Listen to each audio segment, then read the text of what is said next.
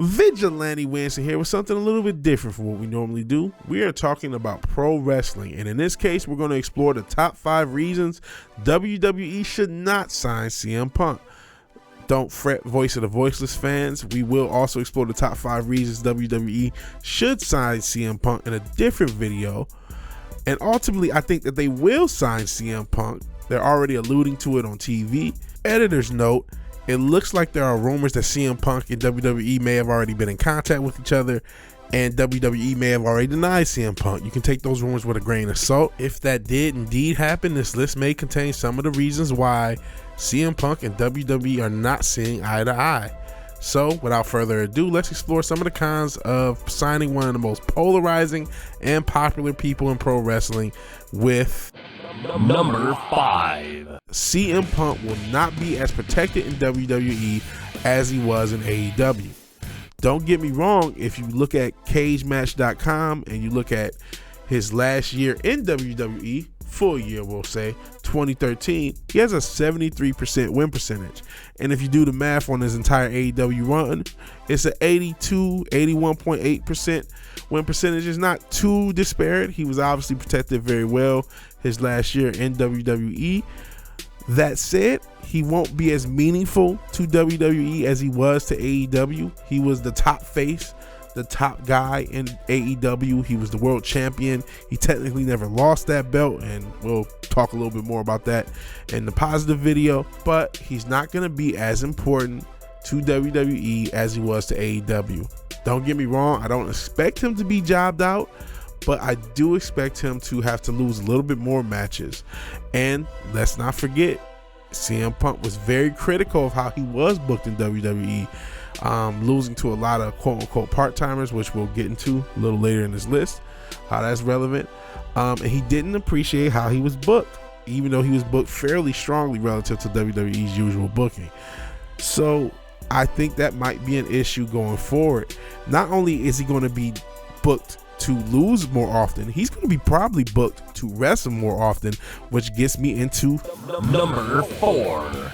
Number 4, he's not quite the best in the world anymore. He's a lot more injury prone.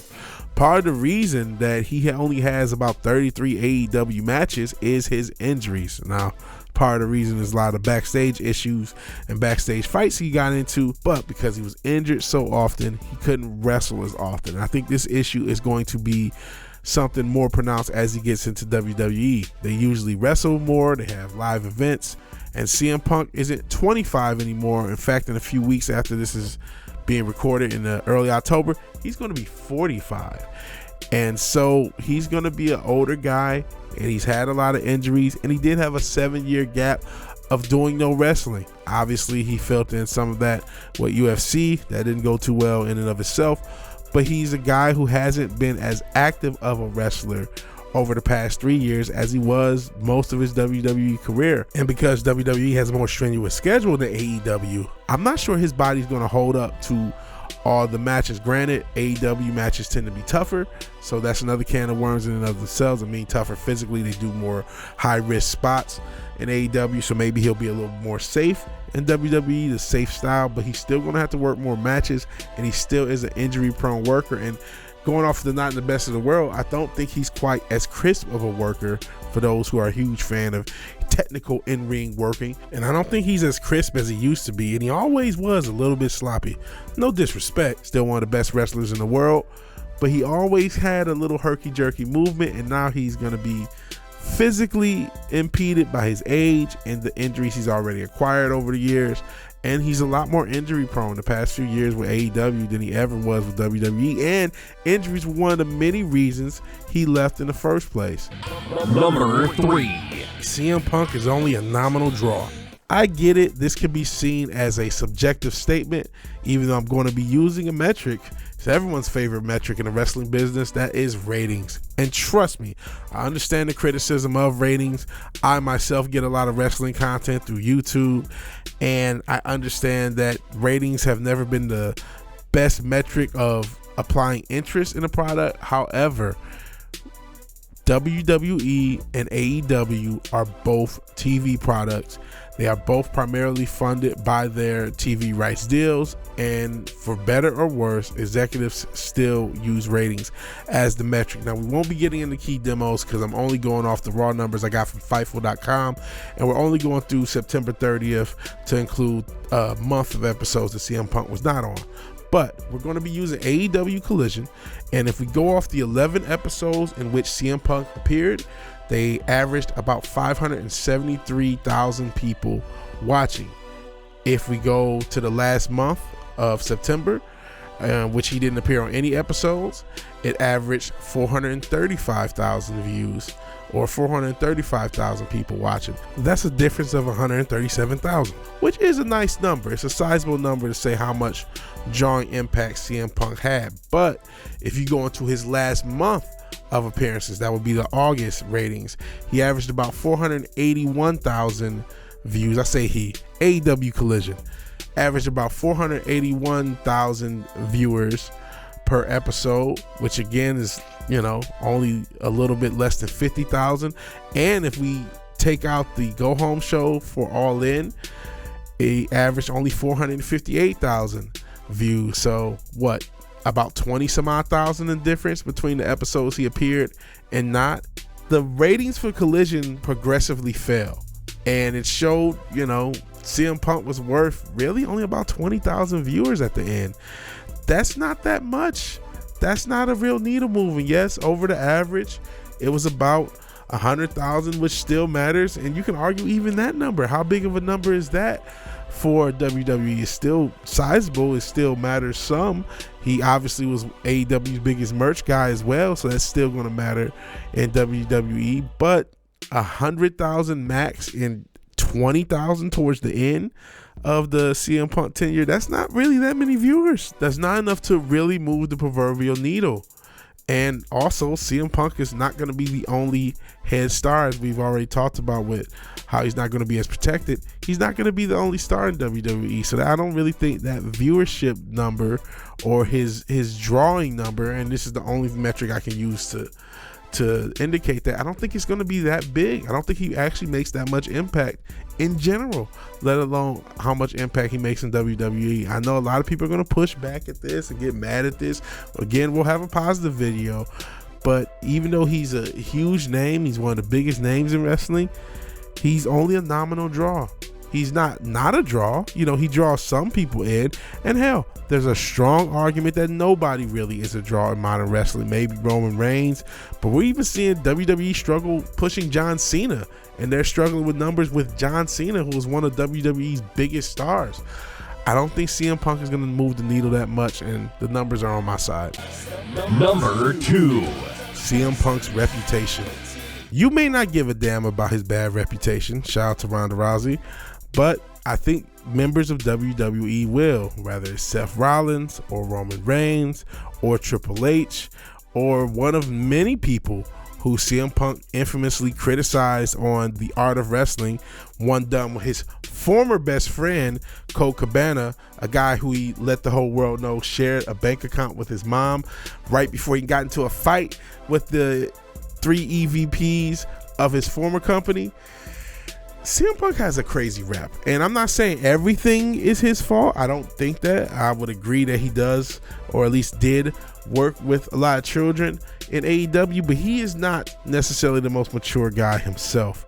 He has a track record of burning bridges. If you saw what I just did with talking about how he complained about WWE to his best friend, who, when they got in a lawsuit, he then complained about that best friend while in AEW, then got into a fight, and now is about to go back to WWE. He's a guy that burns bridges. He's a guy who seemingly has a self-righteous view of himself and holier than thou view, and that's not just my opinion, that's just going off of his track record of burning bridges. I don't think everybody is going to be excited to see Phil Brooks. A lot of people are fancy booking Seth Rollins versus CM Punk for the World Championship at WrestleMania, and Seth Rollins is somebody who's been critical of CM Punk. He said we're just now finding out that he's toxic or something along those lines. He's been critical of him. I know Kevin Owens and CM Punk had issues, and ROH. he's had a lot of issues with a lot of people, and so I'm not sure how he'll play in the WWE locker room, and he's not going to be allowed to get into fights in the WWE locker room. And to be honest, he ain't going to win too many fights with some of those guys in the WWE locker room. A lot of them are a little bit more legit. I'm looking at Chad Gable and the like. I don't think he can just throw around his frustrations like he could against Jungle Boy and the Young Bucks. So that's going to be an issue when he gets there to WWE. But let's get into the number one reason why CM Punk should not be signed by WWE. Number 1. CM Punk will be taking someone else's spot. To paraphrase the great Harvey Dent from The Dark Knight, you either die a hero or you live long enough to see yourself become the villain. And even though CM Punk himself on the aforementioned Art of Wrestling podcast with Colt Cabana complained about big name part-timers coming in and beating him time and time again, now that guy is going to be CM Punk. As I mentioned, he's not going to be able to wrestle a full schedule because of his injury history, and so he's going to come in and squash somebody's push. In this case, LA Knight. Like a lot of people are wanting CM Punk to beat Seth Rollins for the World Championship. I feel like that spot should go to LA Knight, if not the top spot overall, which is Roman Reigns. But it looks like either Cody or The Rock are going to be dealing with Roman Reigns. So taking that championship off the table, going at Seth Rollins championship. The biggest star that WWE has produced this past year is LA Knight, and CM Punk inserting his way into the top spot or one of the top spots of WWE kind of kills his push and kind of kills all the momentum he's had. I really think he should be closing WWE's WrestleMania, either night 1 or night 2, as one of the world champions, referring back to LA Knight. I don't think CM Punk should. And maybe he won't be booked in that spot. Maybe he'll be booked in a different spot. But I'm specifically pointing out LA Knight. There's other wrestlers push he could be killing. Maybe Gunther, provided everyone moves a peg down if CM Punk is inserted into a top spot. There are other guys who might be hurt. But looking at LA Knight specifically, if CM Punk is booked to be in a world championship match and LA Knight is not, then CM Punk has become who he complained about. He has taken somebody else's spot, somebody who's earned that spot, because under no circumstances should LA Knight not close one of those nights of WrestleMania as champion. He's been the biggest star on the TV, especially as far as new stars go, and CM Punk being inserted into the top spot is unfair to wrestlers like him. So, what do you think of my list? What do you agree with? What do you disagree with? Again, we will be doing a top 5 reasons WWE should sign CM Punk, and I think that they will. But again, my number one reason is serious. Like, I really do hope if CM Punk is signed, he does not kill LA Knight's push, or anyone else's for that matter. He should be put in a spot where he gets a highlight match and he gets the spotlight on him and he's still used to his biggest drawing potential. But he should not be killing the spots of people who worked hard all year and have been there every night and every week, and now they're going to be killed because CM Punk is coming back. I do not want to see that happen. But what do you think? If you like the video, please like the video. If you're so obliged to share and subscribe, please do that. And even if you do none of these things, thank you for watching. Thank you for your time. Good night and God bless. I'll talk to you guys later. Peace.